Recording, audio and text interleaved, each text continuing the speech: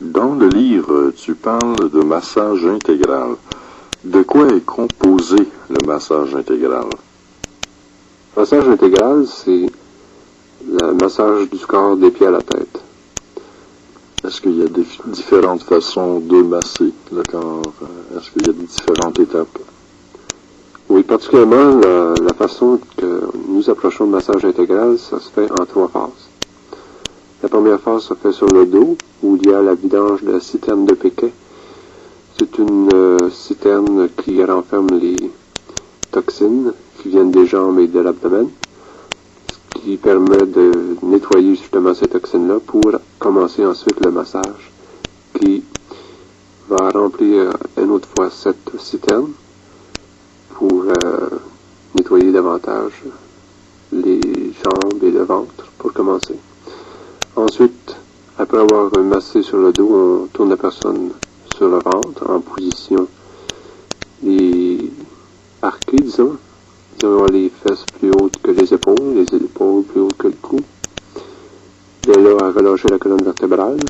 Ensuite, en faisant ces techniques, en phase 2, nous tombons en phase 3 pour ce qui est du massage spirituel. Bon, d'accord. Également, tu parles de massage pour les enfants. Est-ce qu'il y a une différence entre le massage intégral pour, disons, un adulte et massage pour un enfant?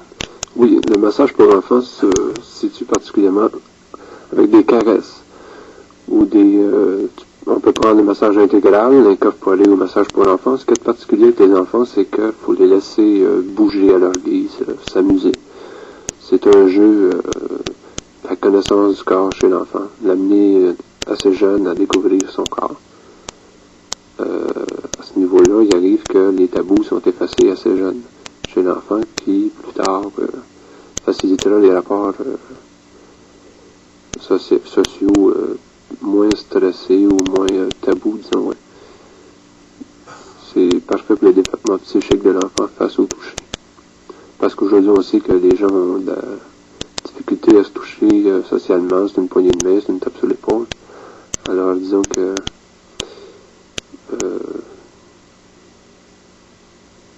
le toucher social est moins tabou si on a appris jeune à se faire toucher ou à partager ce toucher-là avec d'autres. Maintenant, est-ce que les résistances de l'enfant sont différentes qu'un adulte? Tu parles des résistances? Les résistances, disons, les os, le système d'articulation, les articulations. Chez l'enfant, les articulations sont en pleine croissance, en plein développement.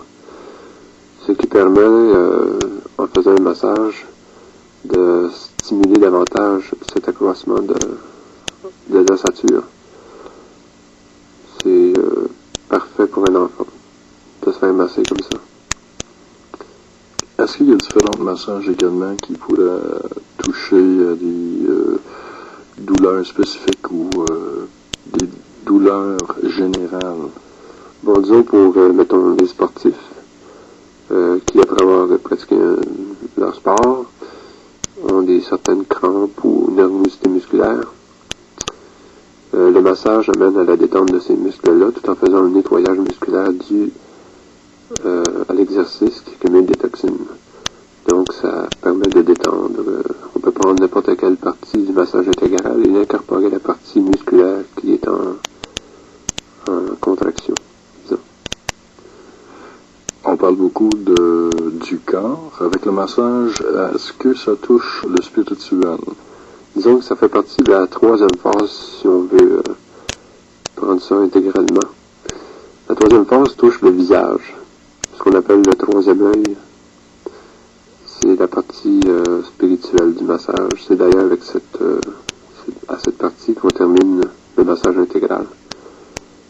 Donc la personne étant consciente qu'après avoir reçu un massage, elle est à l'écoute de son corps, on termine ce massage intégral en phase 3 avec cette technique spirituelle qui la laisse relaxer et transporter, disons, vers une sérénité complète. Et maintenant, on n'a pas discuté de combien de temps qu'on devrait masser. une personne, est-ce que c'est préférable de masser durant une longue période de temps? Bon, il y a plusieurs personnes professionnelles qui disent qu'un massage d'une demi-heure suffit. Personnellement, je considère que 3/4 d'heure à 1h15, c'est préférable, une moyenne d'1 heure. Ça peut aller jusqu'à 1h30, 2 heures, tout dépendant de l'intérêt qu'on porte à cette séance de massage et pourquoi on fait ce massage-là. Si c'est pour une détente ou une relaxation, ou c'est simplement pour détendre les muscles qui ont travaillé lors d'une activité quelconque. Alors, si on prend la séance de massage intégral en tant que telle, ça dure environ 1h, 1h30. Ce qui permet justement d'être complètement relaxé et d'être à l'écoute de son corps. Pour ce qui est des techniques de massage en ce qui a trait aux douleurs fréquentes, genre les coups de cou, les maux de tête, les étourdissements, ça varie environ entre 15 minutes et 30 minutes. Est-ce qu'il y a un endroit préférable, une ambiance préférable quand une personne se fait masser? Donc, le site idéal, c'est naturellement la campagne, la nature au soleil. De là, les rayons ultraviolets du soleil vont pénétrer le corps et la chaleur et l'environnement, le vent, les oiseaux, permet au corps de mieux s'harmoniser face à la nature à laquelle on appartient. Dans un appartement, pour essayer de requérir l'environnement naturel, on peut avoir soin de prendre des encens, de la musique très douce, à peine perceptible pour ne pas déranger la personne massée à l'écoute de son corps. Et de différentes manières, les plantes aussi pour réoxygéner la place, qui peuvent être aussi très utiles côté thérapeutique. Est-ce que tu as étudié longtemps pour savoir toutes ces choses-là? Disons que ça fait une dizaine d'années que j'étudie le massage. Ça a commencé avec des cours d'expression dramatique à l'intérieur desquels j'ai découvert le massage, la bioénergie.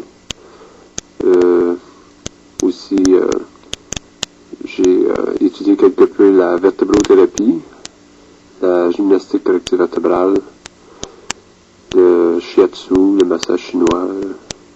En fait, tout ce qui peut intéresser le massage et la conscience du corps pour mieux aider les gens à soulager certaines douleurs ou tout simplement avoir une hygiène particulièrement naturelle. Merci beaucoup,